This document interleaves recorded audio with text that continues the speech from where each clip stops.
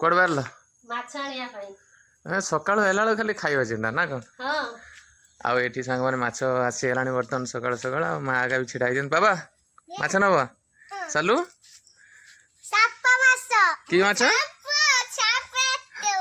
ଏ ଭଗବାନ। ଆଉ ଏଠି ବର୍ତ୍ତମାନ ବଡ ବଡ ଶିଳା ବି ଆସିଛି। ଆଉ ସାପ ଅଛି। ଭାଇ ଶିଳା କେତେ ଟଙ୍କା କିଲୋ? ଶିଳା 200, ସାପୁଆ 200। ଏ ସାପ ଏବେ ଏତେ ରେଟ୍ ହେଇଗଲାଣି ନା? ସାପ କମ୍ପାନୀ ନେଉଛି ଅଧିକା ରେଟ୍ କରିକି ଆମେ କରିବା। ମେନ୍ କଥା ହେଲା ସାପୁଆ ମାଛକୁ ନେଇଯାଉଛନ୍ତି କମ୍ପାନୀ ମେଡିସିନ ଏକା କରିବା ପାଇଁ। ଦେଖନ୍ତୁ ସାଙ୍ଗମାନେ ବହୁତ ଭଲ ସାଇଜ ବି ଅଛି। ଆଉ ଶିଳା ବି ଭଲ ସାଇଜ ଅଛି। କିନ୍ତୁ ମୋମୋ ତମେ ସାପୁଆ ଖାଇବ ନା ଶିଳା ଖାଇବ? ମୁଁ ଶିଳା ଖାଇବି। ହଉ ହଉ ଭାଇ ଦିଅ କିଲେ ଦିଅ। ଆଉ ଶିଳା ସାଇଜ ବି ଭଲ ଅଛି। ଆମର ତ ମୋମୋ ଶିଳା। ହଉ ସାପୁଆ ଆଉ ଦିଟା ଦିଅ। ସାପୁଆ ଖାଇବୁ?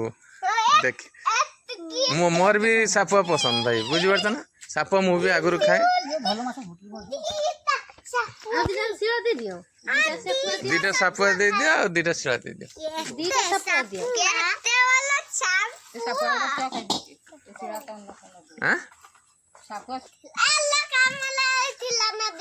ହଁ ହେଇଗଲା। ଦିଟା ସାପୁଆ ଆଉ ଶିଳା ହେଇଛି। ତିନିଟା ଦେଇଛ ନା ଭାଇ? ହଁ ମୁଁ ତ ସାପୁଆ ଖାଏ, ତମେ ଶିଳା ଖାଏ।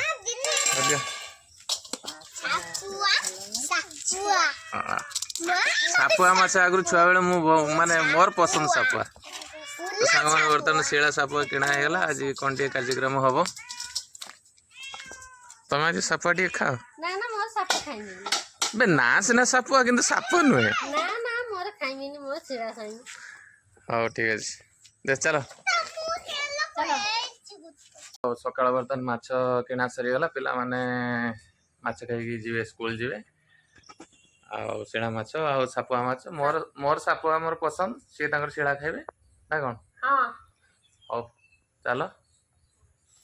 ଆଉ ମା ତ ସକାଳୁ ସକାଳୁ ତାଙ୍କର କଣ ସବୁ ପରିବା ପତ୍ର ସବୁ ନେଇ ଆସିଲେଣି। ଆଉ ସାଙ୍ଗମାନେ ସକାଳୁ ସକାଳୁ ଏଠି ମା ତାଙ୍କର କଣ ପରିବା ନେଇ ଆସିଛନ୍ତି। ଆଉ କଥା ହେଇଯିବା ଟିକେ ମାଙ୍କ ସହିତ। କଣ କରୁଛ ମା? ପରିବା କାଟୁଛୁ। ସକାଳୁ ଭେଣ୍ଡି ଆଉ କାଙ୍କଡ ଲଗେଇଥିଲେ, ହେଲାନି ବୋଲି ପୋକ ଲାଗିଗଲା। ଆଉ 3ଟା ହେଇଥିଲା, ତାକୁ ଆଣିକି କାଟୁଛୁ ଆଉ। 3ଟା ହେଇଛି କାଙ୍କଡ। ମାନେ କାଙ୍କଡର ପ୍ରୋସେସ ମା ଜାଣିନାହାନ୍ତି। ଆଉ 3ଟା ବାହାରିଛି, ସେ ବି ପୋକ ଟିକେ ଲାଗିଯାଇଛି। ଭେଣ୍ଡି ଆଉ କାଙ୍କଡ ଆଳୁ ଭଜା ଯିବ। କଳମ ଶାଗ ଖଡରା ଯିବ ଆଉ ବାଟରନ୍ତିନି। ସାଙ୍ଗମାନେ ଦେଖନ୍ତୁ ଶାଗ ବାଡିର ମାଙ୍କର ଡେଲି ହେଲା ଶାଗ ନହେଲେ ତାଙ୍କର ହବନି। ଆଉ ଏପଟେ ଜହ୍ନିଟା ରାତି କରିବୁ ନା କଣ? ରାତିକି ହବ। ଜହ୍ନି ରାତିକି ହବ। ଜହ୍ନି ଆମ ବାଡି ଜହ୍ନି ଦେଖନ୍ତୁ ସାଙ୍ଗମାନେ କେମିତି। ଆଉ କାଙ୍କଡ ଆଳୁ ଭେଣ୍ଡି ଭଜା ଯିବ ଆଉ। ହଉ ଠିକ ଅଛି, ଆସ ଶୀଘ୍ର ଆସ। ଏବେ ବାହାରିଲୁ, ଶୀଘ୍ର ଆସ। ମାନେ ଖାଇବାର ଯୋଉ କଥା ଅଛି ତ, ସେଥିପାଇଁ ଆଗେ ପଳେଇ ଆସିଲାଣି। ଆଉ ଏବେ ଯାଉଛୁ। ପ୍ରୋବ୍ଲେମ ଟିକେ ହେଇଯାଇଛି, ସେ ପ୍ରୋବ୍ଲେମଟା ବର୍ତ୍ତମାନ ସର୍ଟ ଆଉଟ୍ କରିବା। ବର୍ତ୍ତମାନ ଆସିଛନ୍ତି ମନ୍ତ୍ରୀ ମାନେ ସବୁ ଆସିଛନ୍ତି। ହଳ କାଢିବ ନା? ନା ଦଳ କାଢିମିନି। କାଢିବନି? ହଉ ଖାଇମି କିନ୍ତୁ ଦଳ କାଢିମିନି। ହଉ ଠିକ ଅଛି। ହଉ ଠିକ ଅଛି ବାବା। ମୁଁ ଯିବିନି, ତମେ ଯାଉନ। ଚାଲୁ ତୁ ଯିବୁ କିଲୋ ମା କାଟିବା ପାଇଁ? ଯିବୁନି ନା ପାଣିକି? ତମେ ଯିବ? ହଉ ଠିକ ଅଛି।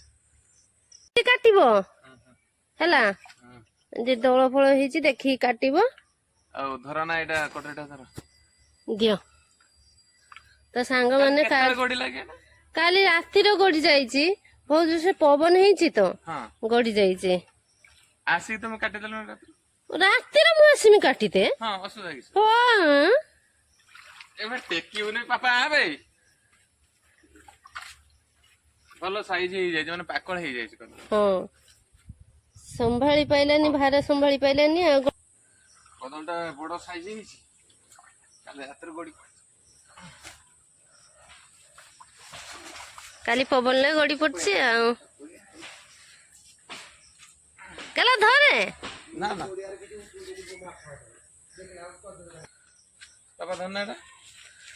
ଆମ କଦଳୀ କାନ୍ଦି ଆମ ପୁଅ ଗଲା ଧରତେ, ବାହୁବଳି। ନା ଏଟା ମଞ୍ଜିଆ କଦଳୀ ନୁହେଁ, ଏଟା ଭଲ କଦଳୀଟା। ପଳେଇ ଆସ ଗଲା ବାପା ଆସନ୍ତୁ। ଆମେ କହିଲେ ଏଟା ଥାଉ, ଆମ ଦିଦି ଆରକା ଆସିବେ ସେଠି ରାକ୍ଷୀ ପୂର୍ଣ୍ଣିମାକୁ, ଆମ ଦିଦି ଆରକା ଖାଇପାରିବେନି। ସିଏ ନ ଖାଆନ୍ତୁ, ମୁଁ ଖାଇଦେବି। ଆସ ଦେଖିକି ଧୀରେ ଧୀରେ ଆସ। ସାଙ୍ଗମାନେ ଆମ ବାହୁବଳି ଆସିଲେ।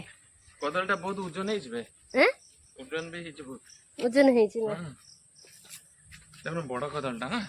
ଭାଜିଲାଣି ମାମୁଁ, ମାଛ ଭଜା ହେଲାଣି। ଆଉ କେତେ ସମୟ ଲାଗିବ? ଆଉ 5 ମିନିଟ୍ ଲାଗିବ। 5 ମିନିଟ୍। ଆପଣମାନେ ଏଠି ମାଛ ଭଜା ପୁରା ହେଇଗଲାଣି। ଆଜି ମାଛ ଭଜା ପଖାଳ ଟିକେ ଖାଇଦେବା। ତମେ ଖାଇବ ନା? ହଁ ଏବେ ପଖାଳ ଦୁଇଟା ଖାଇଦେବା ଆଉ। ଦିଅ ବାଡ଼ ଶୀଘ୍ର ବାଡ଼, ଭୋକ ଲାଗିଲାଣି। ଖାଇଦେଲ ନା ରେ? ତମକୁ ଦିଆଯିବନି। ଆଉ ଏତିକି ଟଙ୍କା ତ ଆମକୁ ପଳେଇବନି, ତମକୁ କିସ? ମୁଁ ପଇସା ଖର୍ଚ୍ଚ କରିକି ଆଣିନି, ଆଉ ମୋ ପାଇଁ ନାହିଁ, ବାକି ତମେ ତମର ଖାଇବ। ବେଶୀକା ଭଗବାନ। କିସ୍ ଖାଉଥିଲ ମା? ପୁଚୁକା ଖାଉଛ? ଶଳା କାଟିବ ସମସ୍ତଙ୍କର ହେଲା। ଯେତେ ତମେ ଏରକମ ଦେଖେଇ ଦେଖି ଖାଇବ, ସେତେ ତମ ପେଟ କାଟିବ।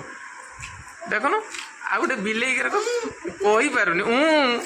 ଆମ ବିଲେଇ ଦେଖୁନ, ଦାନ୍ତ ତ ନାହିଁ ବାପା। ତତେ ତ ଜ୍ୱର ହେଇଯାଇଛି ଆଉ। ହଉ ଦିଅ ଶୀଘ୍ର ଖାଇ ମତେ ଦିଅ, ଖାଇଦିଅ ଦିଅ। ପଖାଳ ଦିଅ। ଆଉ ମାଛ ତ ଭଜା ସରିଗଲାଣି, ଆଉ ମାଛ ଭଜା ପଖାଳ ପୁରା ଉଠେଇଦେବା ଆଉ। ହଉ ସାଙ୍ଗମାନେ, ଆଜିର ବ୍ଲଗ୍ଟି ଏଇଠି ରଖୁଛୁ। ଜୟ ଜଗନ୍ନାଥ।